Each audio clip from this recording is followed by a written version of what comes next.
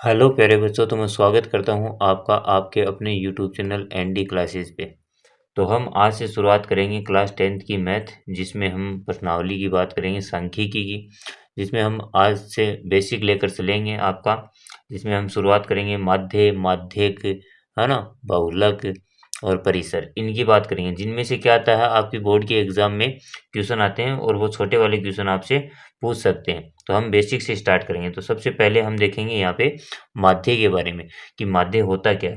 देखो, वैसे हम सूत्र के द्वारा आगे सीखेंगे जो प्रश्नावली के अंदर हमें दे रखा है, लेकिन उससे पहले आपको सिंपल तरीके से माध्य ज्ञात करना आना चाहिए। तो हम किस प्रकार से इसका माध्य निकालेंगे वो हम यहाँ पर देखेंगे। तो माध्य के लिए आपको एक सूत्र छोटा सा याद रखना है कि माध्य बराबर क्या होता है। आपको जो सूत्र याद रखना है, माध्य बराबर होता है कि आंकड़ों का योग, आंकड़ों का योग बट्टा आंकड़ों की संख्या। मतलब है कि आंकड़ों का योग का मतलब जो आपको संख्याएं दे रखी हैं, है ना, आंकड़ों की संख्या, ये। तो आंकड़ों का योग, योग का मतलब है कि जो भी आपको संख्याएं दे रखी हैं उन संख्याओं क्या करना है आपको, जोड़। योग का मतलब क्या है, यहाँ पर जोड़ करना है। और आंकड़ों की संख्या मतलब इनको काउंट करना है, कितनी ये संख्याएं। तो 1 2 3 4 5 6, कितनी संख्या है अपने पास है, 6 संख्याएं यहाँ पर हैं। तो हम शुरुआत करते हैं, माध्य निकालते हैं सबसे पहले। तो माध्य का मतलब मैंने क्या लिखा, आंकड़ों का योग, मतलब इनके बीच में क्या लगा दीजिए, 2 plus 4 plus 6 plus 8 plus 10 plus 12, इनका क्या करना है आपको, जोड़ करना है। फिर क्या करना है, आंकड़ों की संख्या। तो आंकड़ों की संख्या कितनी है, 1 2 3 4 5 और 6, कितनी है यहाँ पर, 6 संख्या यहाँ पर है। तो हमने लिख दिया नीचे 6। अब यहाँ पर इनका टोटल करोगे आप, तो टोटल कितना आ जाएगा, आप करके देखना। टोटल आ जाएगा आपका 42 और बट्टे में कितना है, 6। अब नॉर्मल तरीके से अगर आपको सीधा आता है, पहाड़ा 6 का पढ़ा आता है 42, तो कितनी बार आता है, 6 सत्तू 42। अगर 6 का पढ़ा नहीं आता तो आप क्या कर सकते हो, भाग के द्वारा भी इसको कर सकते हो। तो यहाँ पर आंसर कितना आ जाएगा, 6 सत्तू 42। तो यहाँ पर अपना माध्य क्या आ गया, 7 आ गया। तो इस प्रकार से आप सिंपल तरीके से क्या निकाल सकते हो, माध्य यहाँ पर निकाल सकते हो। बस आपको करना क्या, माध्य के अंदर दोबारा देख लीजिए एक बार कि हमें करना क्या है यहाँ पर, कि जो हमें संख्याएं दे रखी हैं, मतलब जो हमें आंकड़े दे रखे हैं, उनका क्या करना है आपको, जोड़ करना है सिंपल। और उसके बाद में कितनी ये संख्याएं हैं, तो 1 2 3 4 5 6, तो 6 थी, अपने ने क्या कर दिया, 6 का यहाँ पर नॉर्मल तरीके से भाग दे दिया। ठीक है बच्चों, तो इस प्रकार आप ये माध्य निकाल सकते हो। अब हम देखेंगे आगे इसके अंदर माध्यक क्या होता है, या इसका दूसरा नाम क्या बोलते हैं, माध्यिका भी जिसको हमें कहते हैं, माध्यिका। तो ये क्या होती है, किस प्रकार हमें निकालनी है। तो सिंपल तरीका है इसका भी निकालने का यहाँ पर।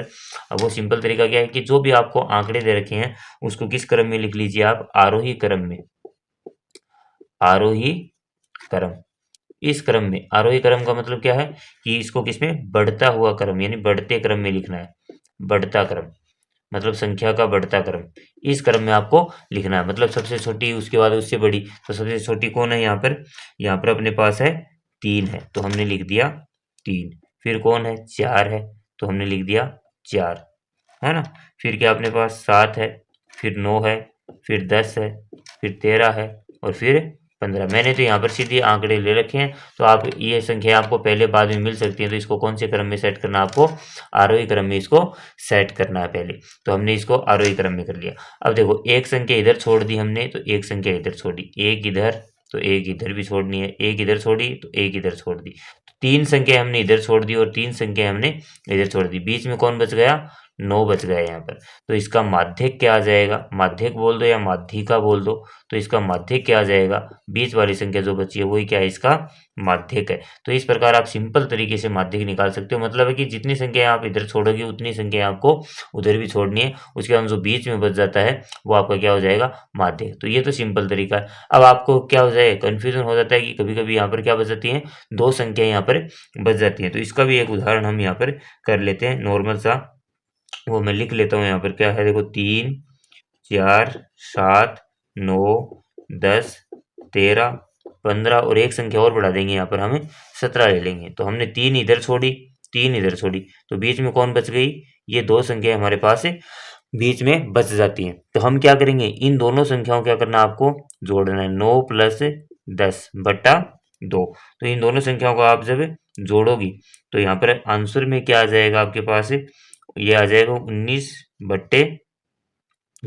अब भाग देकर देखोगे आप, 19 के अंदर 2 का भाग देकर देखोगे तो आंसर कितना आ जाएगा, 9 1 पॉइंट कितना आ जाएगा आपके पास, 5। तो कितना आया, 9.5। तो इसका माध्य कितना आ जाएगा, 9.5 आ जाएगा। तो इस प्रकार आप सिंपल तरीके से, हमने क्या सीखा है अभी, माध्य निकालना सीखा है और माध्यक निकालना सीखा है। ठीक है ना। माध्य के अंदर आपको क्या याद रखना है कि जो भी आपको आंकड़े दे रखे हैं उन आंकड़ों को क्या करना है, आपको टोटल करना है, प्लस का निशान लगाकर आपको उनको जोड़ना है और कुछ नहीं करना। और उसके बाद में कितनी संख्याएं, ये संख्या का मतलब है जो आपकी संख्याएं दे रखी हैं, जो आंकड़े आपको दे रखे हैं उनको क्या कर लो, काउंट कर लो कि ये हैं कितने। तो 1 2 3 4 5 6। तो हमने कितने का भाग, आंकड़ों की संख्या 6 है तो हमने 6 का यहाँ पर भाग दिया सिंपल तरीके से। तो इनका टोटल कितना आया, 42 आया। 42/6, 6 7 42। तो इसका आ गया मान 7। अब हमने माध्यक, है ना, माध्यक क लगा है, क्या लगा है, क। तो माध्यक क लग गया। तो आपको देखो इसमें क्या करना है, अवरोही सॉरी आरोही क्रम में इसको आपको लिखना है। कौन से क्रम में, आरोही, जिसका मतलब क्या है, बढ़ता क्रम, है ना। संख्याओं को बढ़ते क्रम में आपको सेट करना है पहले। अब आपने सेट कर लिया, उसके बाद में आप संख्याओं को देख लो, एक इधर छोड़ लो, एक इधर छोड़ दो, है ना, या फिर इसको काट भी सकते हो आप, एक इधर काट दी, एक इधर काट दी, बीच में बच जाएगी, वो संख्या क्या कहलाएगी, आपकी माध्यक कहलाएगी। अब कभी कभी क्या होता है कि दो संख्या बीच में बच जाती हैं, तो हमने एक संख्या यहाँ पर 17 और बढ़ा ली, तो यहाँ पर दो संख्याएं अगर बच जाती हैं तो आप क्या करो, उन दोनों संख्याओं को जोड़कर कितने का भाग दे दो, उसके अंदर 2 का भाग। तो ये 10 और 9 कितने, 19, 19/2। तो आंसर कितना आ गया, 9.5 हम भाग करके यहाँ पर कर लिया। तो इस प्रकार आप माध्य और माध्यक निकाल सकते हो। अब हम सीखेंगे बहुलक और परिसर निकालना, जो हम सिंपल तरीके से बेसिक से स्टार्ट कर रहे हैं इस प्रश्नावली को। तो आपको जोड़, बाकी और गुणा, भाग अगर आते हैं तो इस प्रश्नावली में आप कहीं भी अटक नहीं सकते, आपको कहीं भी कोई भी प्रॉब्लम नहीं आ सकती। मेरी गारंटी है कि आप सीख जाओगे इस प्रश्नावली को, जोड़, बाकी, गुणा, भाग अगर आपको आते हैं तो देखिए हम बहुलक करते हैं। बहुलक के अंदर आपको क्या याद रखना है कि आपको जो सवाल दिया हुआ होगा उसके अंदर आपको इतना ही ध्यान रखना है कि बहुलक के अंदर कि वो संख्या आपको देखनी है जो बार बार इसके अंदर आती हो। बार बार का मतलब है कि ज़्यादा बार कौन सी आ रही है इसके अंदर। तो देखो एक यहाँ पर कितनी बार है, एक यहाँ पर एक ही बार है, ठीक है। फिर दो देखो, दो, एक, दो, तो दो कितनी बार है यहाँ पर, 2 बार है, ठीक है ना। फिर तीन देखो, तीन कितनी बार है यहाँ पर, 1 2 3 और 4 बार है, ठीक है। फिर 4 देखो कितनी बार है, एक ही बार है। फिर देखो 5, 5 इसमें कितनी बार है, 5 यहाँ पर कितनी बार है, एक ही बार है। और फिर 6 देखो, 6 कितनी बार है यहाँ पर, एक ही बार है। इसके अलावा हमारे पास कोई संख्या नहीं, तो देख लो इसके अंदर ज़्यादा बार कौन आ रहा है, एक एक बार है, दो दो बार है, तीन कितनी बार है, 4 बार है। तो मतलब ये 3 जो है ये आपका क्या है यहाँ पर, बहुलक है। तो बहुलक बराबर कितना है यहाँ पर आपका, 3 है। सिंपल सी ट्रिक है बस, सिंपल सी बात याद रखनी है। बहुलक में क्या याद रखनी है कि कौन सी संख्या इन आंकड़ों के अंदर बार बार रिपीट हो रही है, वो ही आपका क्या हो जाएगा, बहुलक हो जाएगा। तो यहाँ पर देखो हम डिटेल में समझते हैं इसको। देखो सबसे पहले हम 2 के बारे में, तो 2 कितनी बार है यहाँ पर, 2 है एक बार, ठीक है। फिर देखो 4, तो 4 यहाँ पर कितनी बार है, 1 2 और 3, तो 3 बार है। फिर देखो 6, 6 है, तो 6 कितनी बार है यहाँ पर, 1 और 2 बार है। फिर 5, 5 कितनी बार है यहाँ पर, तो 5 है इसके अंदर, एक ही बार। फिर देखो अपने पास 5 के अलावा कौन है, 6 हमने ले लिया। 8, 8 कितनी बार है, एक बार। तो सबसे ज़्यादा बार कौन आ रहा है यहाँ पर, 4 आ रहा है। तो बहुलक क्या हो जाएगा, इस संख्याओं का, इन आंकड़ों का बहुलक क्या हो जाएगा, बहुलक आपका हो जाएगा यहाँ पर 4। तो सिंपल सी बात है, आपको क्या याद रखना है कि कौन सी संख्या यहाँ पर ज़्यादा बार आ रही है, वो आपका क्या कहलाता है, बहुलक कहलाता है। आप सिंपल तरीके से इसको निकाल सकते हो। तो यहाँ पर इन संख्याओं में कौन आ रहा है बार बार, यहाँ पर 4 3 बार आ रहा है, तो हमारा बहुलक क्या हो गया यहाँ पर, 4 हो गया, ठीक है ना। ये गलती मत करना कि 4 3 बार आ रहा है तो ये 3 इसका बहुलक हो जाएगा, ये गलती आप नहीं करना। आपका बहुलक कौन सा है, जो संख्या आपको आंकड़ों में दे रखी है वही क्या आपका बहुलक है। मतलब है कि ये संख्या यहाँ पर कितनी बार है, 3 बार है इन आंकड़ों के अंदर, तो सबसे ज़्यादा बार कौन सा है, 4 है यहाँ पर, ठीक है। तो इस प्रकार आप बहुलक इसका निकाल सकते हो एकदम सिंपल तरीके से। अब हम देखेंगे लास्ट अपना परिसर। तो परिसर देखो किस प्रकार से निकालते हैं। परिसर में आपको 2 बातें याद रखनी है, एक तो बड़ी संख्या, और एक क्या याद रखनी है, छोटी संख्या, है ना। सबसे बड़ी और सबसे छोटी, तो सबसे बड़ी और सबसे छोटी, ये 2 नाम आपको याद रखने हैं। तो सबसे बड़ी कौन सी है यहाँ पर इन आंकड़ों के अंदर? 8 है और सबसे छोटी कौन है? 2 है ना? तो आपको करना क्या, 8 में से क्या घटा दो? 2 घटा दो। 8 में से हमने 2 घटाए तो आंसर कितना आ गया अपने पास?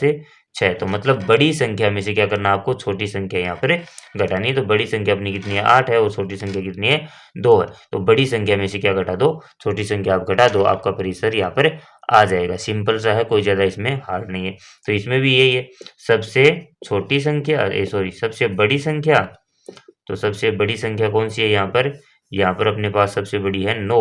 ठीक है, इन आंकड़ों के अंदर देखना, वैसे नहीं, है ना? सबसे छोटी संख्या, तो सबसे छोटी संख्या, तो सबसे छोटी संख्या कौन सी है? सबसे छोटी संख्या यहाँ पर 0। तो परिसर कैसे निकालेंगे? 9 में से क्या घटा दो आप? 0 घटाओगे तो आपके पास परिसर कितना आ जाएगा? 9 आ जाएगा। तो इस प्रकार आप परिसर भी आसानी से निकाल सकते हो। तो ये था आज की प्रश्नावली सांख्यिकी का छोटा सा एक बेसिक। अब हम शुरुआत करेंगे अपने सवालों की। किस प्रकार हम एक सवाल को करेंगे, पहले उसका माध्य निकालेंगे, है ना? उसी सवाल का हम क्या निकाल लेंगे? माध्यक निकाल लेंगे। उसी सवाल का क्या निकाल लेंगे? बहुलक निकाल लेंगे। ये 3 टॉपिक हैं जो आपके कितने नंबर के आते हैं? 11 नंबर के आते हैं और बहुत ही ज़्यादा इंपॉर्टेंट है। ये आपको क्या करा सकती हैं? परीक्षा के अंदर पास कराने की गारंटी देती हैं। अगर 11 नंबर ये, तो 2 नंबर आप अभय अगर करके आते हो तो आप आसानी से पास हो सकते हो। तो इन प्रश्नावलियों को हमारे साथ आराम से आप तसल्ली से देखिएगा। एक-एक स्टेप आपको बताई जाएगी। सबसे पहले माध्य सीखेंगे। माध्य की 3 विधियाँ होती हैं। कितनी विधियाँ? 3 विधियाँ। प्रत्यक्ष विधि, है ना? पग विचलन, है ना? तो इस प्रकार हम इन विधियों को सीखेंगे। पग विचलन, प्रत्यक्ष विधि और कल्पित माध्य, ये 3 विधियाँ आपकी होती हैं। इन तीनों विधियों को सबसे पहले हम माध्य के लिए निकाल कर सीखेंगे, फिर हम माध्यक सीखेंगे, माध्यक सूत्र के द्वारा किस प्रकार निकाला जाता है, और फिर हम बहुलक सीखेंगे। डिटेल में सीखेंगे इनको। तो ये वीडियो हम यहीं पे समाप्त करते हैं। अगर वीडियो आपको अच्छा लगा तो चैनल को सब्सक्राइब कीजिएगा और वीडियो को लाइक ज़रूर कीजिएगा। जय हिंद, जय भारत, धन्यवाद, थैंक यू।